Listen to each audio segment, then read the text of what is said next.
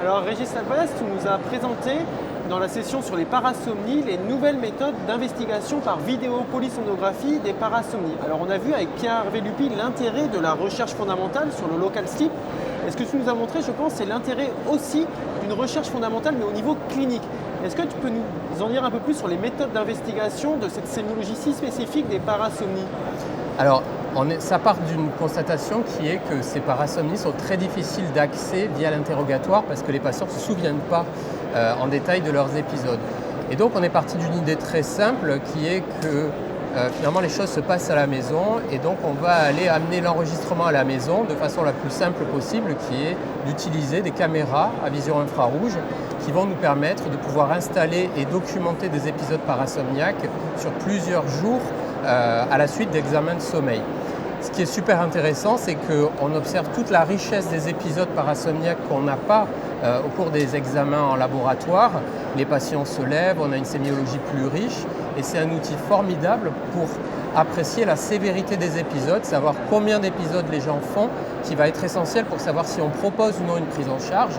Et l'autre objectif majeur et qui est formidable, c'est que c'est aussi un outil désormais pour monitorer l'efficacité du traitement et savoir si ce qu'on propose fonctionne réellement, puisque le clonazepam, qui est le traitement qu'on utilise le plus souvent, on se pose toujours la question de savoir si il marche parce qu'il rend les gens encore plus amnésiques de leur crise ou si véritablement il diminue l'intensité des crises.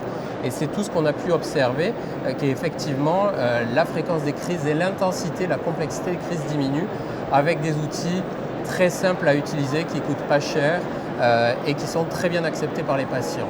Oui, c'est des sortes de petites caméras qu'on met dans la chambre du patient et qui se déclenchent au moment où le patient fait son épisode. Exactement. Mais alors tu disais une richesse sémiologique.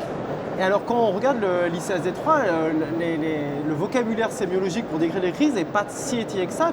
Est-ce qu'il y a un travail de formulation d'un vocabulaire pour décrire cette sémiologie que tu recueilles, qui est très riche au niveau comportemental? Je crois que la première étape aujourd'hui, c'est de collecter et de pouvoir constituer une banque de comportements pour pouvoir faire après des analyses, peut-être des analyses en cluster, pour peut-être déconstruire ce que actuellement on qualifie toujours d'éveil confusionnel, de somnambulisme et de terreur nocturne, et de voir que probablement cette dichotomie n'existe pas véritablement parce qu'on a des patients qui vont faire de la terreur nocturne en se levant, ce qu'on ne voit pas en laboratoire.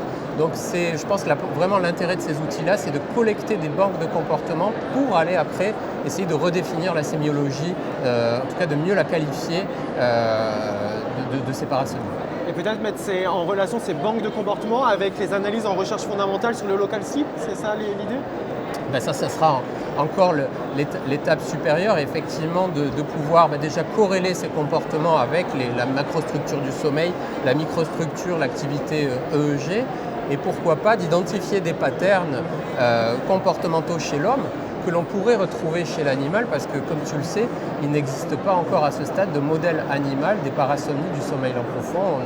Les animaux ne sont pas somnambules et c'est une des rares pathologies du sommeil pour lesquelles il n'y a aucun modèle animal.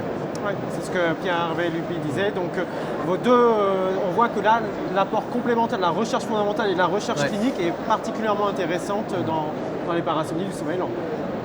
Merci beaucoup, Régis Labbaz. Avec plaisir.